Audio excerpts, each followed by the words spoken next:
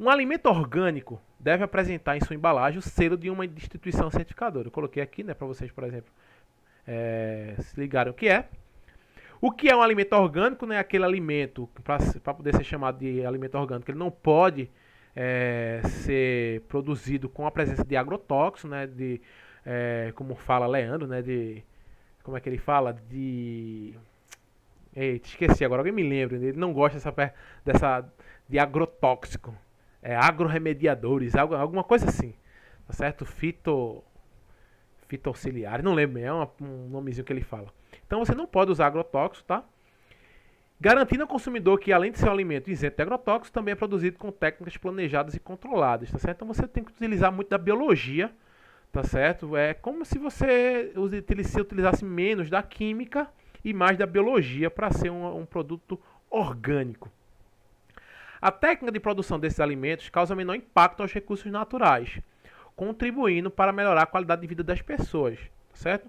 Então, o grande apelo do produto orgânico, além de ter o apelo ecológico, a parte ecológica, ou seja, você não vai ter os resíduos dos agrotóxicos, tá certo? Ali no solo, indo para o lençol freático, tá certo? Apesar que o uso de agrotóxicos, quando ele é feito de forma correta, tá certo? Respeitando todos os períodos de degradação tá certo? O que acontece é que isso não é respeitado nas produções, principalmente, tá certo? Pela necessidade de uma colheita mais rápida, enfim, né? Beleza. Então, nesse sistema de produção de alimentos vegetais, o controle de insetos, se liga aí, o controle de insetos, então ele está perguntando, vai aparecer inseto que vai querer se alimentar daqueles alimentos orgânicos que estão crescendo. O clássico é a lagarta, né? Mariposa, borboleta, vai lá, põe os seus ovinhos do ovo, sai a lagarta, que começa a se alimentar das folhas. Sem folha, o vegetal cai a sua produtividade, né? A taxa fotossintética vai lá para baixo, que a folha é a unidade fotossintética da planta. E aí você não tem um fruto, você não tem uma semente, uma leguminosa, você não tem um produto, tá certo, que tenha uma quantidade adequada de nutrientes para que o produto seja comercializado, né? Então você tem que controlar. Controle de inseto é manejado por meio de quê para ser orgânico? Então o que é que vai fazer que controle os insetos numa agricultura orgânica? Letra A, prática de adubação verde. Aí você vai perguntar, o que é adubação verde? Tá certo? Adubação verde, pessoal, é usar basicamente outras plantas, tá certo? Principalmente leguminosas o pessoal usa ao longo da plantação, porque essas plantas ajudam muito na fixação de nitrogênio, tá certo? Na fertilização do solo. Então isso seria adubação verde, é utilizar a planta, aí a adubação verde, ou seja, deixar verde, mais verde ainda a plantação, para que essas outras plantas, ou assim, até mesmo bagaço de outra planta, ele seja utilizado para adubar o solo. Agora a pergunta, isso vai controlar os insetos? Não. A presença de uma outra planta ali, de uma leguminosa, plantar feijão junto ali com milho, por exemplo. Isso é adubação verde, um exemplo, adubação verde. Isso não vai ajudar, isso não vai evitar, não vai impedir que insetos cheguem ali. Então letra A não é. B, emprego da compostagem. Compostagem é você desenvolver adubo através da degradação, né, controlada. Você vai ter uma composteira ali na fazenda que está produzindo aquele milho orgânico, por exemplo. Tá certo? Utilizando de matéria orgânica, tá certo? Você vai ter existe todo um manejo, tá certo? Existem várias técnicas, tá certo? De compostagem.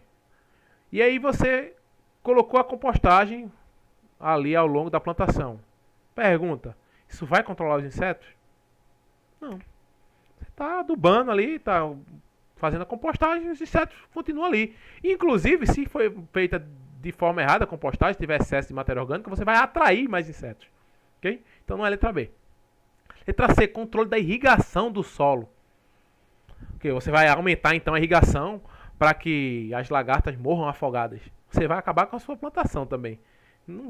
Controlar a irrigação não vai interferir no controle de insetos. Letra D, utilização de predadores naturais. Controle de insetos, predador. Aí sim, quais são os predadores naturais que você pode colocar na plantação? Você pode colocar aranhas, tá certo? Existem técnicas de colocar aracnídeos que predam tais insetos. Eles vão lá, predadores naturais, vão estar se alimentando de larvas, tá certo? De outros insetos, lembrando que aracnídeo não é inseto, então os aracnídeos predam insetos também.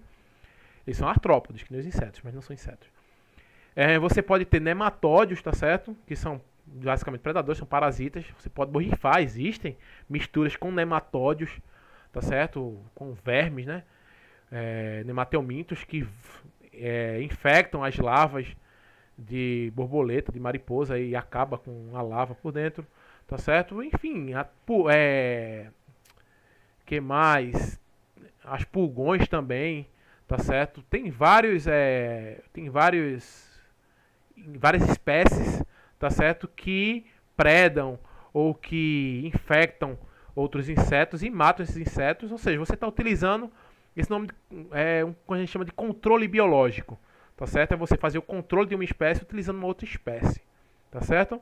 Um exemplo bem clássico que aconteceu aconteceu no caso da pecuária, tá certo? Aqui no Brasil você tinha a fezes do gado, né? O gado pastava, tá certo? Deixava suas fezes ali, tinha uma mosca que pousava nas fezes, deixava as larvas se alimentavam das fezes, essas larvas, né? Depois viravam moscas, e essas moscas, o Nenê tá querendo entrar, se ele quer entrar, ele vai pegar o celular. E aí essas larvas, elas viravam mosca, e essas moscas eram uma das responsáveis por causar doenças, transmitir doenças no gado.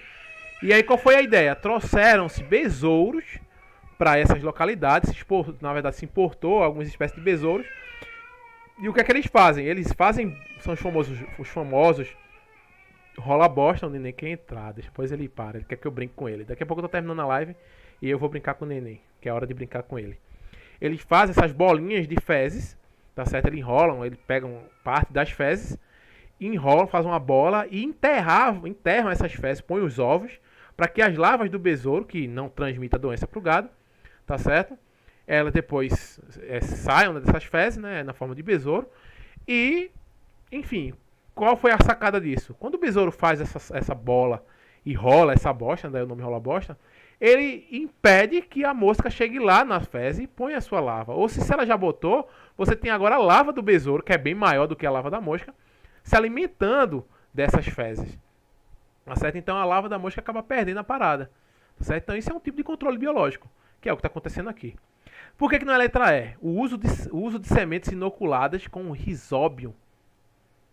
O risóbio, tá certo? A bactéria risóbio é uma bactéria que ela ajuda na fixação de nitrogênio pela planta. Tá certo? O nome risóbio seria bactéria da raiz. Isso não vai interferir, não vai controlar insetos.